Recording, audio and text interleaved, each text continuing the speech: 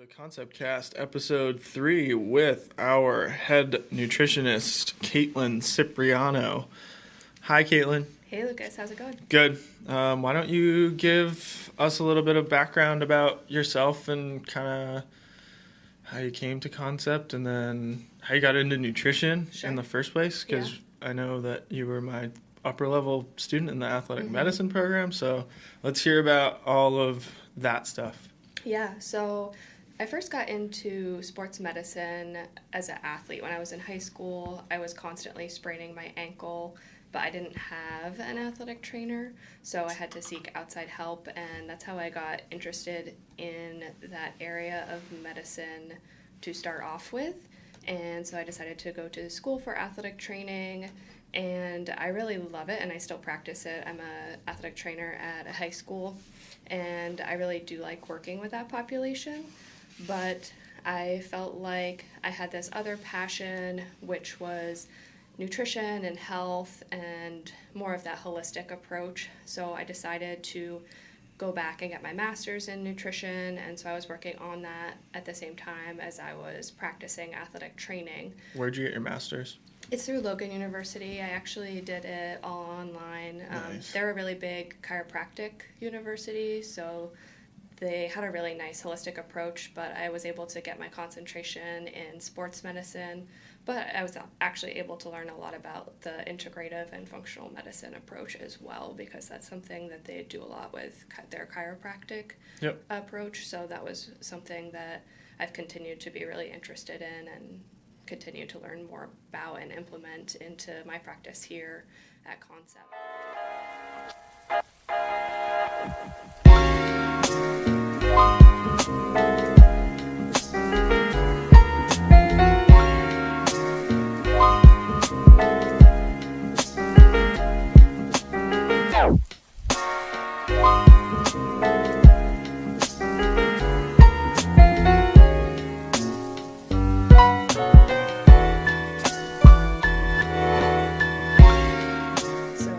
You had reached out to me, I think, last March is when I started working with you guys here, and it was really a great opportunity for me to work one-on-one with clients and, expand my knowledge in nutrition and really be able to apply what I had learned in my master's program. Awesome. Cool. So based on that stuff, let's get into the topics that you really wanted to cover today. Yeah. So obviously like I said, because I have a sports medicine background, I do have a specific interest in sports nutrition and really helping to fuel the body and performance enhancement and that kind of thing for athletes. That definitely is one of my big areas that I still love, but the overall health of our nation is so poor as a whole. And so I really started to get interested in how can I apply some of these concepts that I've learned in sports nutrition and make it more holistic and integrative for the general person who needs to improve their health. And so some of the things that I'm interested in are functional medicine, intuitive eating, and just really trying to teach people how they can implement some of these things in their everyday life. I feel like as a nation, we've gotten way off balance based off of more food products and, how our government, probably back in like the 70s and 80s, were using, farming to really create all of these products to, I don't really know what problem they were trying to solve, but just was that whole like industrial era of food products expanding. Right. So the actual prep of the food and all the chemicals that go into things. Yeah. And, it's almost like fake food. Yeah, that's a good way to describe it. Fake food. So, and something I'm interested in is just teaching people how to get back to really, eating real whole foods and actually taking the time to prepare things in their own kitchens. We have all of these, fast food and restaurant and food products that we all reach to because they're convenient, but Hmm. they're really not good for our bodies, which is why we deal with these whole host of inflammatory conditions, chronic illness, obesity, and things like that. Because not only are there chemicals in the food, but a lot of the foods are, sprayed with pesticides and Right. all of these other toxic chemicals that are going into our bodies. I also think there's a really big misconception that uh, healthy eating is more expensive than it actually is. It's certainly more expensive if you shop at a store that's all organic and Right. everything's like farm to table Mhm. and all of these things. But Which, if you can afford that, I mean, obviously yeah, is the best option. But if you can't do all of that, there's things that you can do that are, you know, equally as right, expensive. I mean, you can make a meal for less money than going to exactly. McDonald's, Going to the you know? store, going to McDonald's, or um, buying a bunch of pre-made stuff. I mean, I think people really need to take the time to learn how to cook and Yeah. to learn how to cook good food with minimal items. And I know some people don't enjoy cooking, but I think taking the time to learn how to cook, like if they actually knew how to prepare the food and were, taught and educated on the science behind the food that they're eating, they would feel more empowered and have more fun doing it, which is something that I try to instill in the clients that I meet with. Yeah, absolutely. What has your experience been like working with concept clients? I mean, you work completely remotely. Mhm. You deliver super detailed, beautiful meal plans to people every week, and it's only $60 a month. Yeah, I think the overall experience has been awesome. I think the clients here really do want to work on improving their health and, becoming the best self that they can, which is something I know you guys work with them when they're training in the gym as well. So Hmm. I want to carry that over to their nutrition plans as well. But they want to learn, and a lot of them don't necessarily have that background, and they just want more information on, what the best approach is. Yep. And I wouldn't say that there is one best approach. It's really about taking that individualized aspect to their nutrition based on their lifestyle, their budget, and any other like health barriers that they may be experiencing, and really trying to pinpoint that based on that what the best plan for them is, and that can be different for everybody. Yeah. So, how much customization do you actually get into when making these meal plans for people?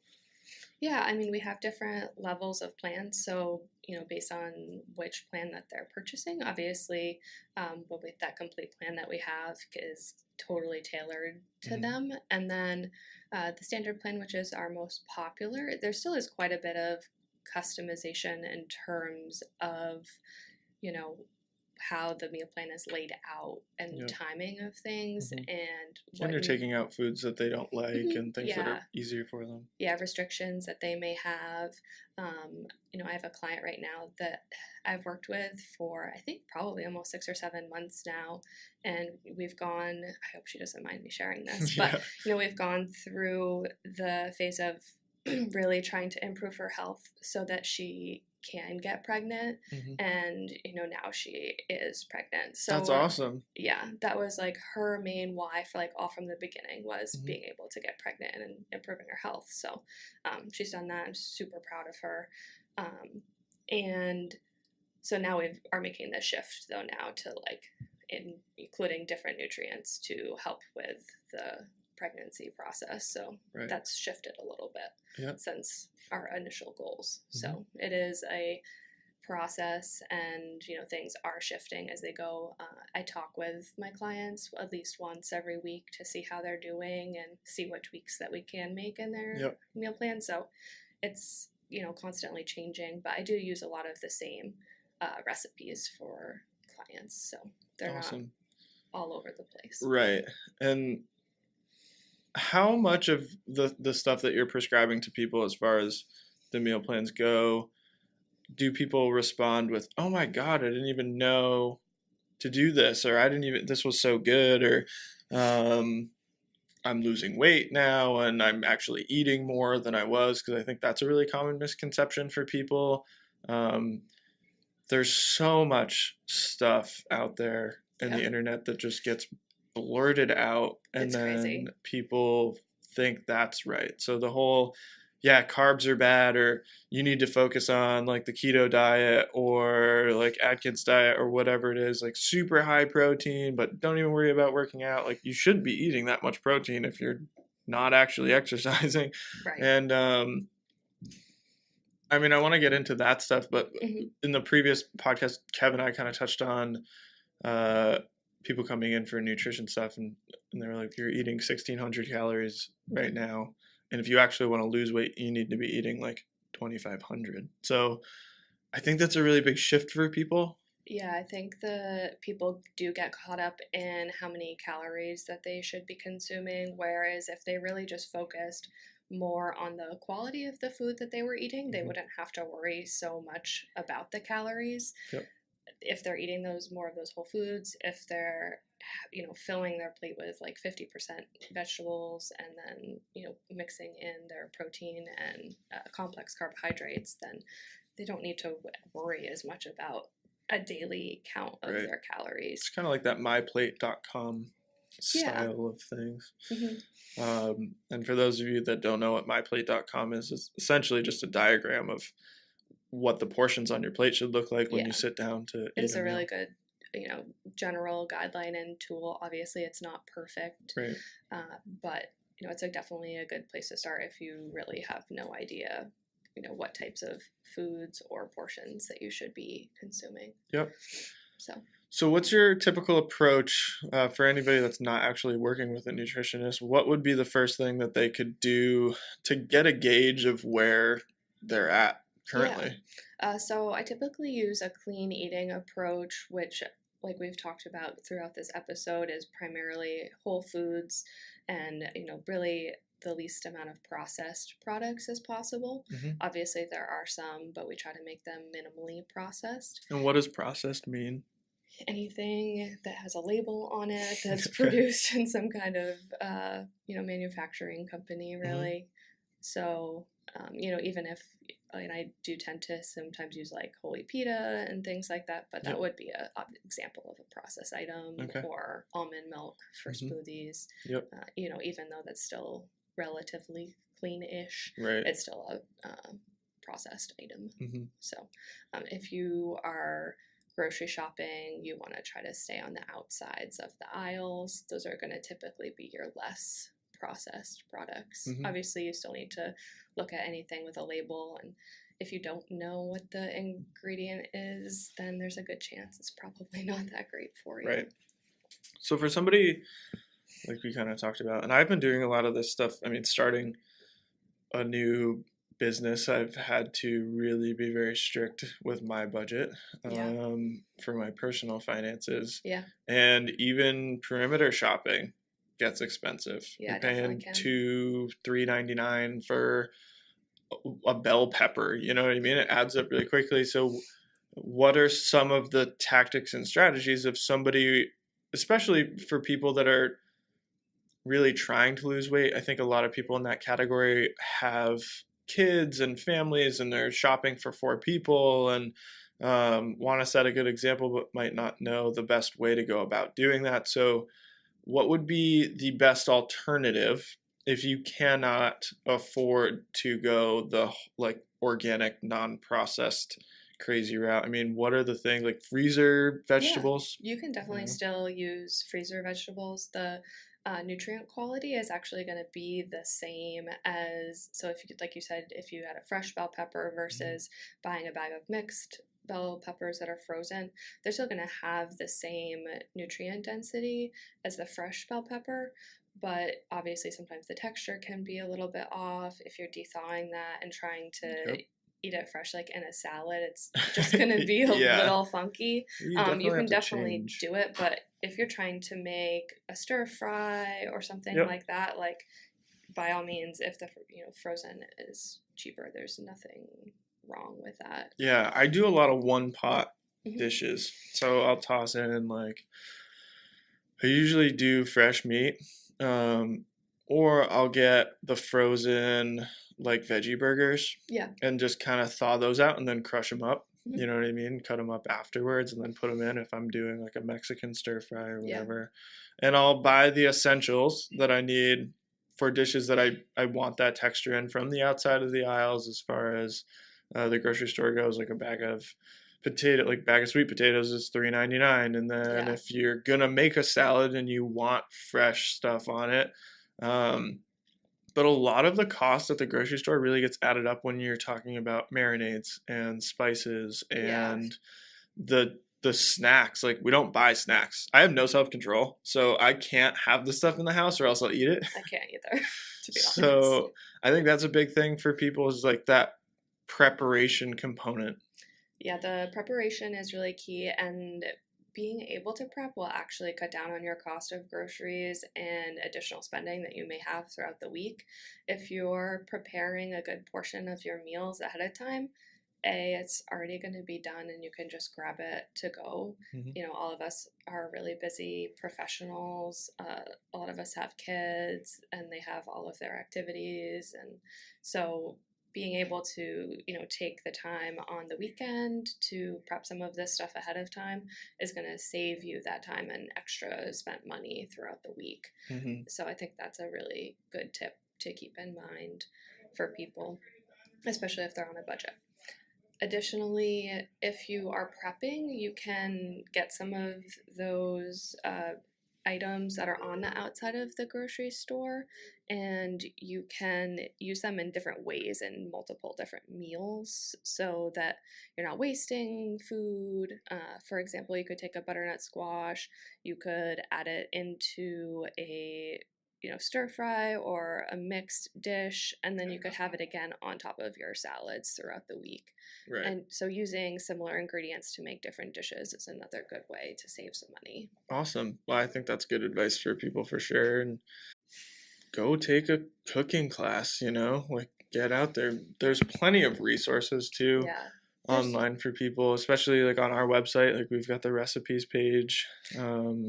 And then we have the nutrition survival guide and all those things. So there are resources, but at the same thing, like one of the phrases I like to use is nothing works unless you do.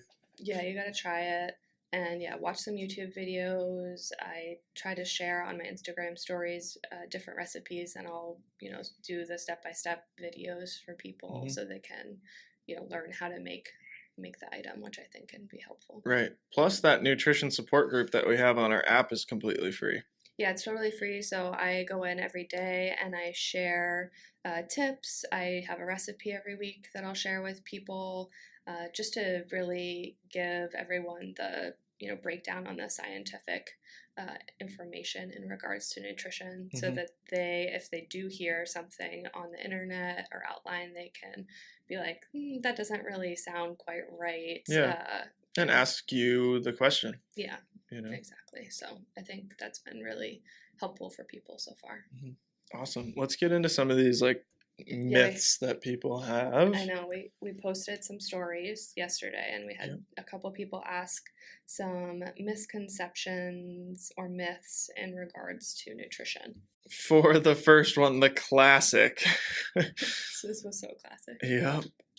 Are carbs bad for you? The answer is no, overall. Obviously, there are, like we talked about, processed carbohydrates, which those aren't great, but that's because of how they've been processed and put into snack foods and that kind of thing. If you're talking about carbs, there's two types of carbs that we have to be aware of, and that's simple carbs, which are the ones that tend to be processed that we do want to minimize and avoid as much as possible. What are some examples of simple carbs? Like white bread, any kind of starch, really. White pasta. Yeah, rice. What's the deal with potatoes? Potatoes are totally fine. Okay. Good. And both kinds too. White potatoes and sweet potatoes are pretty similar. They obviously have a different nutrient profile, like, and not like overall like the phytochemicals and stuff are just different in them. So it's a small difference, but in terms of calories and like glycemic index, they're relatively similar. So either way is totally fine. So what's the fastest way that somebody could go from consuming a lot of simple carbohydrates? And the reason why they're called simple carbohydrates is because the actual chemical breakdown of them, they get digested very quickly in Correct. the upper intestinal tract, Yeah. which means it will spike your glucose rapidly. Yeah, which we want to stay away from. Right, because that the spike. glucose spike brings on the insulin spike. Right. So having a more complex carbohydrate like a potato would be a better option, Right. or quinoa. So what is the one thing that people could do as far as like the switch from simple to complex carbohydrates? So you said white bread, pasta, things of the white Right. rice as simple carbohydrates. Yeah. Any kind of wrap that's like white. Yeah, correct. So you want to, like we said, potatoes are good. Switch to a whole grain option for a pasta or a bread, but I would still limit those. Like I wouldn't have that at every meal. You can use like a more starchy vegetable, like a butternut squash would be a complex carbohydrate. Anything in that realm would be a better option. So really limiting things to non-processed, because pasta, regardless of what form it is, bread, regardless of what form it is processed at the end of the day. Correct. So getting things in their natural state. Yeah, vegetables are still carbohydrates. So those are the ones that, I mean, just getting most of your carbohydrates from a vegetable. Right. Is and really there's the a best. lot of products out there. If you are going to spend money on your foods and stuff, they make pre-made like zucchini noodles. They you do. know, yeah, and if you that don't stuff have is really time good. to do it, that is a good option. Obviously, I'm not quite sure how they're handled, Right. which can be a little bit of a concern for some people. But overall, if you're trying to choose between a processed box of pasta and the noodle, just wash it and rinse it off before you're eating it. What about seasonings? People with doing a lot of marinade type stuff, pre-purchased marinades that have potentially a lot of high fructose corn syrup or sugars or whatever it may be. Yeah, that was kind of another one of our questions that we got in the nutrition group, was the difference between regular sugar and artificial sweeteners. And a lot of these pre-made marinades and sauces are going to have typically an artificial sweetener, like a high fructose corn syrup, which you definitely want to stay away from as much as possible. I would really avoid the high fructose corn syrup for sure.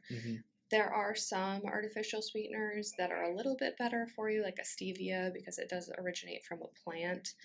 However, all of the artificial sweeteners are between 300 and 600 times sweeter than just your regular like table sugar. Right. So you kind of have to pick and choose your battles, right. I guess. Right. In terms of using like a sweetener, I would just try to stick to like Vermont maple syrup or your local honey, something like that has been less processed again and made by someone local is a good option. Right. So yeah, I would try to stay away from as many of the sauces and the marinades. Things like hot sauce or sriracha are a pretty good way to season things if you like it spicy. Essentially, the less relatively low calorie, and they typically have fewer ingredients on the label. Yeah. Looking at labels and making sure that things are as little processed as they possibly can be. I like using pesto too. That's pretty, especially if you can make it homemade. That's a really great, it's olive oil and basil and some, but you can use different kinds of ways. You can make like kale pesto, and there's tons of different ways, even if you have a nut allergy, to eliminate the pine nut or whatever you're using for that aspect. Awesome. So next question we have is, do collagen peptides actually do anything? Yes, they do. Um, so collagen obviously is throughout our body. It's in our skin and hair and nails. Um, and as you grow older, it becomes more important because you start to make less of it in your body. So it can be really beneficial, collagen peptides, for bone health, joints, like low back pain, knee pain. A lot of our clients have injuries. Mm-hmm. So having, extra collagen to help rebuild and improve that kind of thing can be really beneficial. If you have any skin conditions, even like acne, it can help improve your skin. Or if you have weak nails or hair, collagen peptides can be a helpful, protein source. They definitely have become more popular out on the market, I would say, in like probably the past year or two. Mm-hmm. So I think it definitely is another good option as a protein source. Mm-hmm. There's not really, so far in the research from what I've seen, any real, health negative side effects of it. So I think, again, look into it, look into the, company or that you're going to be purchasing from, and check on the ingredient labels and how they manufactured and what their standards are, just like you would for any other supplement that you might be looking into. Excellent. Next question. I'm pretty sure this was from one of our clients, Hillary. What should I eat before my 7 a.m. workout session? So there's not one good answer. Again, I think this would be an individualized approach. However, before workout, you want to have a little bit of mix of, carbohydrate, so you do have fuel for your workout, protein, and some healthy fats. Mm-hmm. So I think eating before 7 a.m. is a challenge for a lot of people. Yep. I know it is for me. And I would try to maybe go for a smoothie.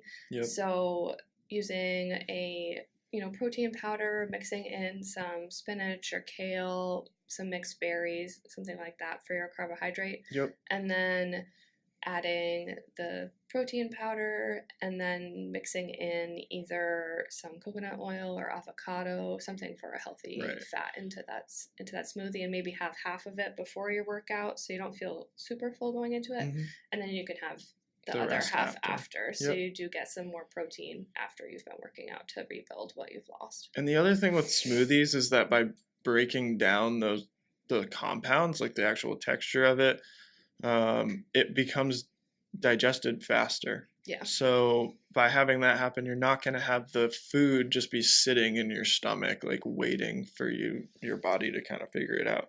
Exactly. So I think it's quick. Yep. And so, if you're trying to get to the gym, you don't have to like make this big elaborate meal in the morning. Right. You can, grab it with you and have it in, 30 to 60 minutes before you're working out. And if you just have half of it, you should have enough, fuel to get you through the workout, and then have some to help replenish afterwards. Yeah, for me, I mean, pretty much every morning I'm doing overnight oats, which super quick. Yeah, it's done. Like that too. It's ready to go. I literally just do steel cut oats with almond milk and some berries, frozen berries. Yeah, just shove it all in the fridge. I think that's a good solution for a lot of people too. I do a lot of overnight oats, or things that people can prepare ahead of time in meal plans, because the breakfast is a challenge for almost everybody that I work with. Right. And working out on an empty stomach does not make you burn fat faster. No. Just so you know. So yeah, definitely it's super important to eat before. You don't want to get into that like hypoglycemic state where your blood sugar's too low and then you're feeling sick or you're going to pass out or whatever it may be. So something light, I mean, and again, this is super preferential. Like I could probably eat an entire breakfast meal and come in and lift, but it also depends on what your plan is for the day. Like you could be lifting heavy weights with long rest periods, and eat a full breakfast and be fine and not get sick. Whereas if you're doing a high intensity interval training, like workout or you're running, or if you're like Hillary and you're standing on your head the entire session, the breakfast is probably a little bit more important. So it does depend what you're doing. yeah, I think a little bit of trial and error. I think the smoothies is a really good idea. I've played around with just having like a protein shake with a little bit of sugar in it.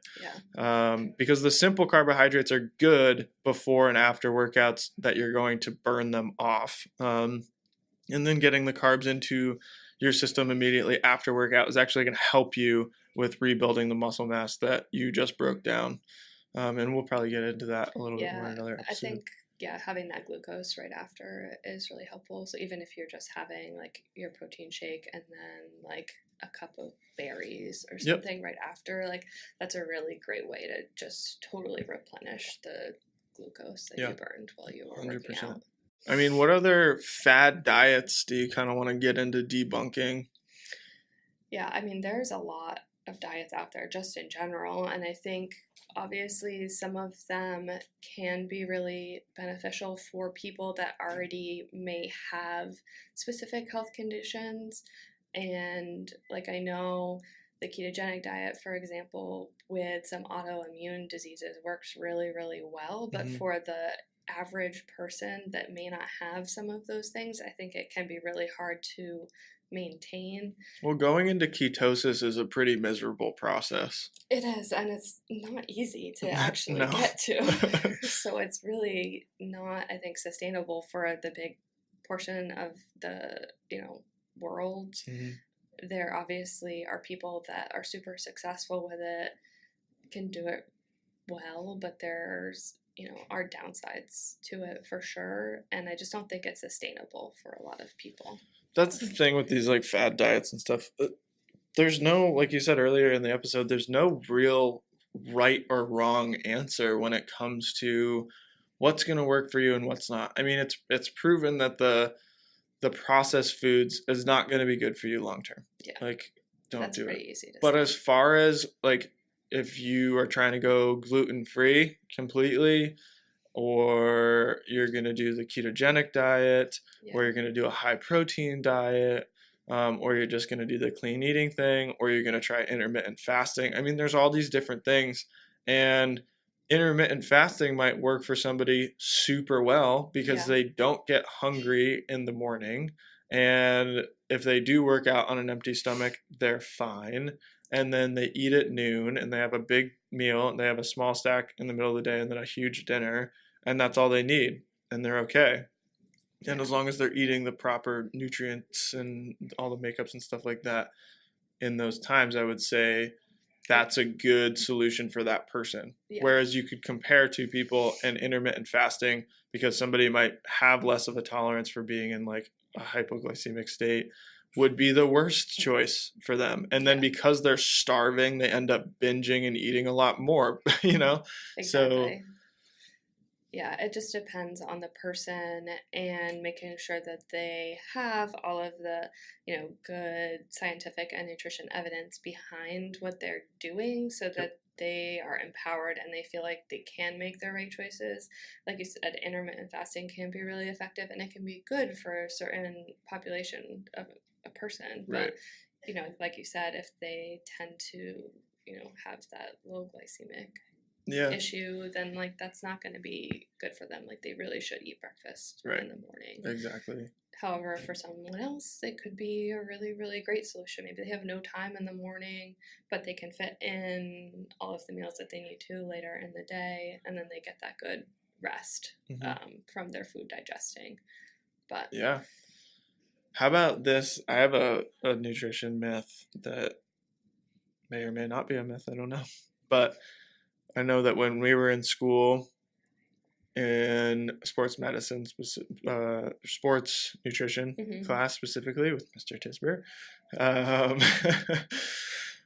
the big thing was a calorie is a calorie is a calorie. So a calorie in versus a calorie out. Caloric surplus versus caloric deficit, doesn't matter what you're eating. You could eat all fat the whole day, and as long as you're in a deficit, you're still going to lose weight. Yeah, I don't really agree with that theory. I mean, there's people that I think probably still think that way, but different, foods have a different kilocalorie count. So they automatically have a fat has, was it 9 grams, Yep. and or 9 calories per gram. Yeah. And so that's automatically at a higher ratio. Yep. And I'm not saying you shouldn't eat fat. I think there's obviously that myth that all fats are bad, and I don't think that's true either. So I think that you should have, healthy fats in your diet. However, you can, eat chips and then eat and have like a cup of chips versus a cup of, homemade cut chips, and the chips from the store are processed and they have all of these other artificial ingredients versus if you bake a potato at home and cut it up to use as chips, then the ingredients that you're putting into your body are totally different. So it's not so much necessarily about the calorie, but the actual quality of the nutrients that you're putting into your body. Yeah, I think that's really a good thing to focus on and talk about, because a lot of people focus heavily on that tracking piece. Yeah, and I'm not saying don't track. I think if that's something that you want to do, it's okay. Right, but there is some truth. Like, if you're eating in a surplus, regardless of how well you're eating, you're going to gain weight. And on the other end of the spectrum, like if you're eating in a deficit, depending on what you're eating, because of how your genetics are and your body makeup, you actually might hold on to more fat. Yeah. Well, yeah, there's that whole genetic component. There's a lot of good research recently about just like the epigenetics in regards to nutrition, which help to control our DNA and our genes. And there's I don't there's want to go so into that much too much stuff, because I'm really not a scientist. But it does, the food that we eat does affect our genes. So just knowing that, I think is important for people. Yeah, absolutely. I really like Joe Rogan talks about this on his podcast, but I love Joe Rogan. I do too. But the like caveman diet. Oh my gosh, I was just into this episode about just eating meat. Not just eating meat, but only grabbing stuff that you would find in its natural state in nature. So you'll eat meat. It's not processed. Like, you can go ahead and do that, and then it's meat and vegetables. It's like the paleo diet. Yeah, I wouldn't say what I prescribe to people is just paleo, but I would say if I had to pick something, it's probably the closest to paleo. Exactly. But paleo, again, can be more expensive. Yeah. So it's having a happy balance of things. I think picking your battles a little bit. I think it's all about finding that balance. Yep. How about meals per day?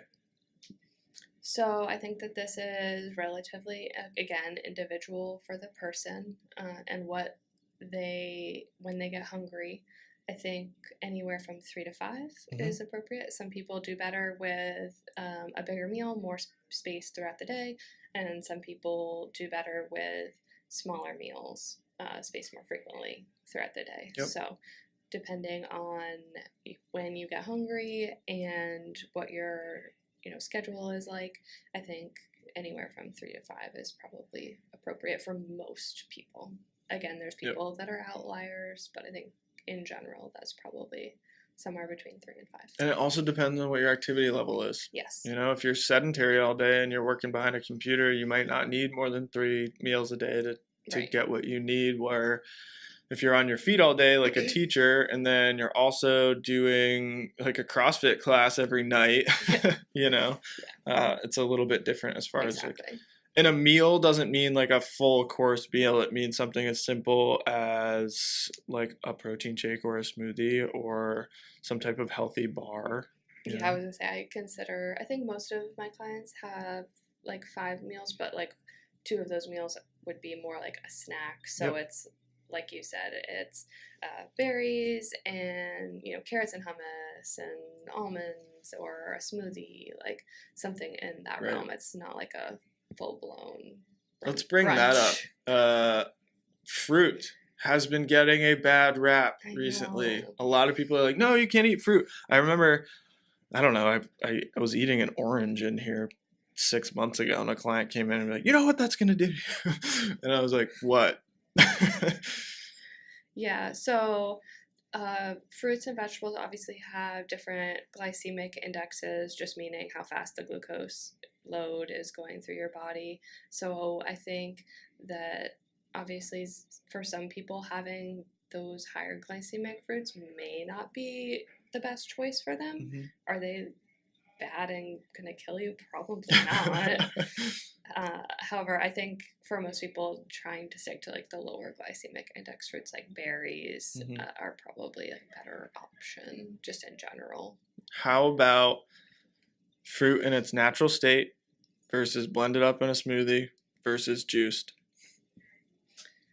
So I think, again, just how it's like what ingredients are additionally added to it. Mm-hmm. So in its normal state, obviously there's nothing added.